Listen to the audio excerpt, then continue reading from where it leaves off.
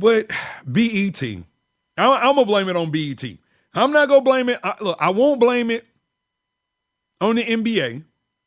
I'll blame it on BET. And maybe that's why LeBron and everybody else decided they weren't gonna attend. Maybe that's why.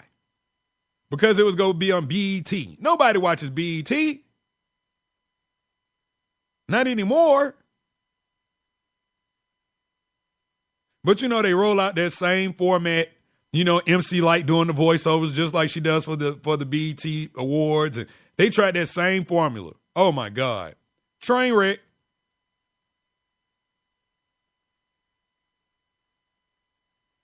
And again, I'm not here bashing the NBA because look, the NBA product is great.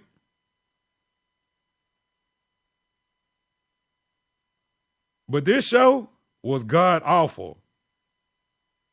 I mean, I just there's no way that I can even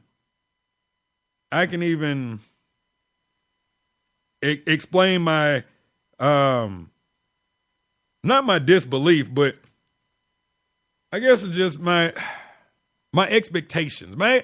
And I don't know why I set my expectations so high.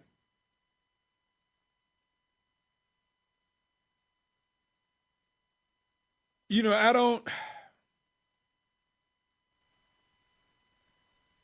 Look, again, I'm kind of speechless when it comes to this thing. Now I don't know how many people notice this, right? But as I'm watching the show, an awkward moment happened. This girl group, Fifth Harmony. Oh, awesome, cute girls, but a couple of those girls need to work out. Oh my God. Oh. If you're a lady and you go wear clothes that tight, hey man, the abs got to be right, shouter. But anyway, 5 of them, they all had on, these jerseys. One of them was a Kobe jersey. One was a Dwight Howard jersey. One was a Tony Parker jersey. But I'm not sure how many people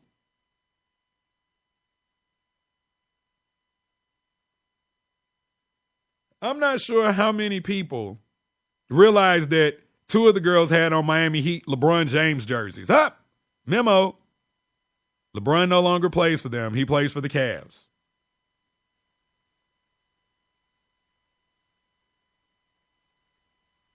I'm just saying. Wardrobe malfunction? Well, not really. Wardrobe error? I guess that's what you could call it. Just unbelievable.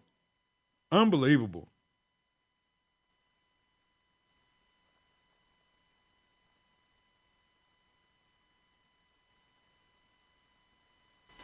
But anyway, moving right along. Look, I don't know if I'll be back next year for this. I really don't. I don't know if I'll be able to even stomach another award show like this, other than the cussing. Now, if you tell me, how did I forget? Gary Owen. I almost forgot. Gary Owen, in my opinion, look, Gary Owen was funny as hell. A lot of folks were kind of mad about the jokes that he was telling about how the NBA, basketball period was founded by white guys, and now all of a sudden it's just being dominated by blacks, and the white guys used to be the hardest to defend. Now it's something that, look, it was funny. It was funny. And I'll be the first to say it was funny. Now, if it had been totally racist, then I would have been like, oh my God, Gary Owen, I can't believe you. I can't believe you'd say something like that. But no, it was pretty funny. It was pretty funny. All right, so moving right along. I just had to make sure that I got that, I got that in because I was really kind of disappointed. Well, you know what? Maybe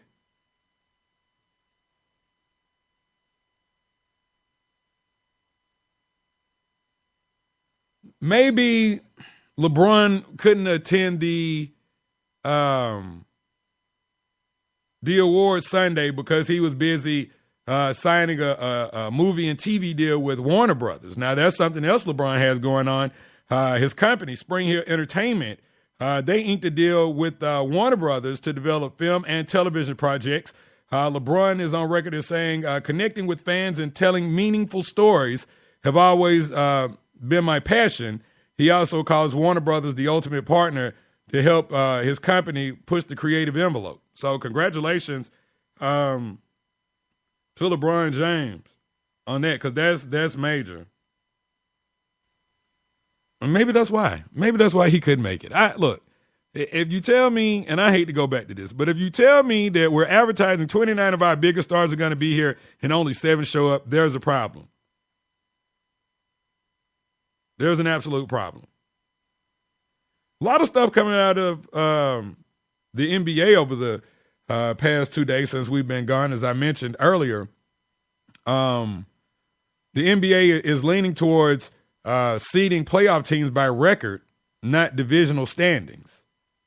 And so basically what it's saying is that teams that win their division may not be guaranteed a playoff spot if the NBA goes ahead. Oh, now imagine that. Imagine if you won your division but didn't have a record good enough to better than everybody else to get into the playoffs. Imagine that.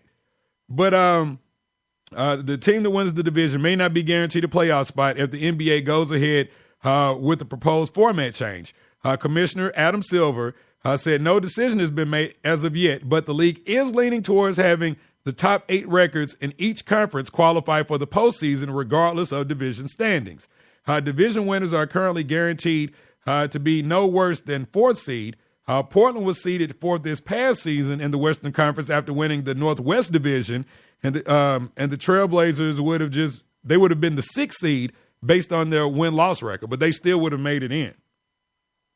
But that's unbelievable. Just imagine, if you're especially in the West. I think that goes more so for teams in the West than that would a team in the Eastern Conference, because these teams in the East, in the West, they're winning somewhere between 65 and 50 to 65 games a year, just based on this past year.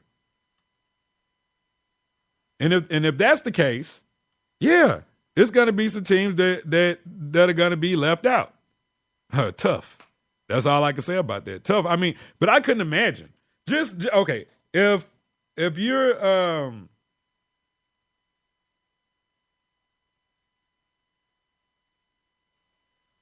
oh, my computer just slowed down on me. Give me 1 second.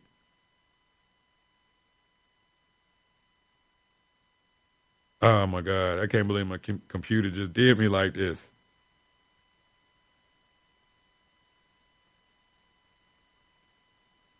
Okay, here we go. So just think. Say it's the Atlanta Hawks, right? And we're just going to use them because that's the local team here where we're broadcasting from in Metro Atlanta. Just say, it's the Hawks. And just say for some reason, the Central Division or something like that, they just have, teams that are just loaded. Then the Atlantic Division, just teams that are loaded. And, and the Hawks ended up winning the division but didn't make it to the playoffs. How many folks would be disappointed? And then I would have to think that there would be a lot of public outcry if the team didn't make it. If you won the division, could you even celebrate that? Now, I know in Atlanta, we love to celebrate stuff.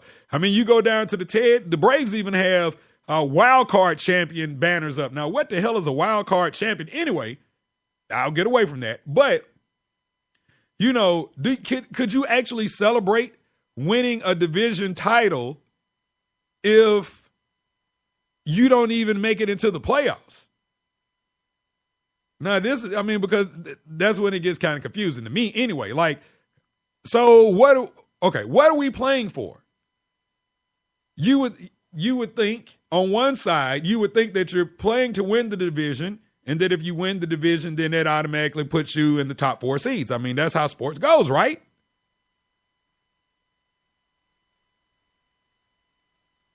It sounds real good if your team is one of those on the outside looking in.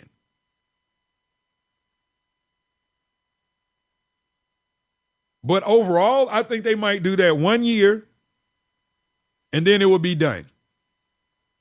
Because I think there will be a lot of not public outcry, but, fan out. Well, I guess that would be the public, right? Fans. I could see how people could get upset about that.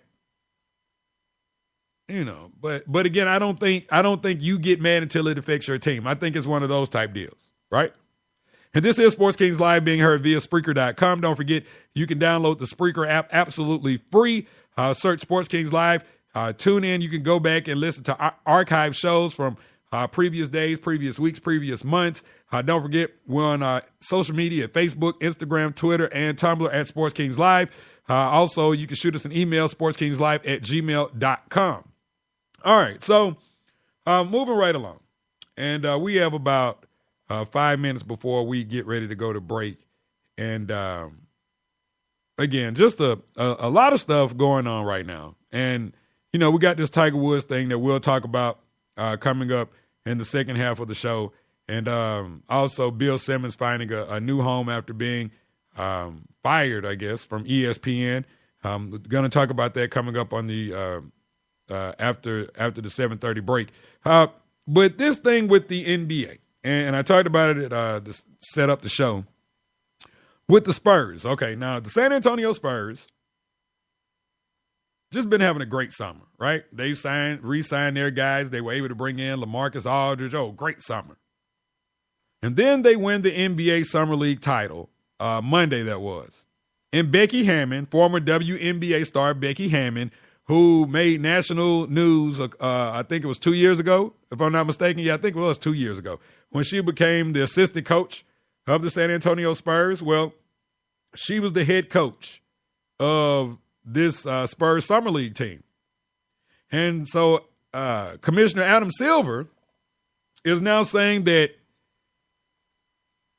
it's not like the first woman head basketball coach in the NBA is not too far away. Like, he could see that happening, like, at any given time. Like if Pop retires, Becky Hammon is going to be the coach. See, I don't really know about this, and I'm not trying to be sexist when I say this. I'm not trying to offend anybody when I say this, but I just don't think that a female, and it might be some out there, right? But I don't think a female is really ready. An assistant coach, that's cool. And you can make that work. But I don't really think a female is ready to be the head football coach of a male professional team, whether it be, maybe you could do baseball. But when you talk about the NBA and NFL, I don't really see that flying over well. And it could be me again. And if I have offended anyone, I do apologize. But I think that this is just a different kind of animal. The majority of people in my family are women, right? I grew up in the house with a mom and two sisters. Married, have a daughter.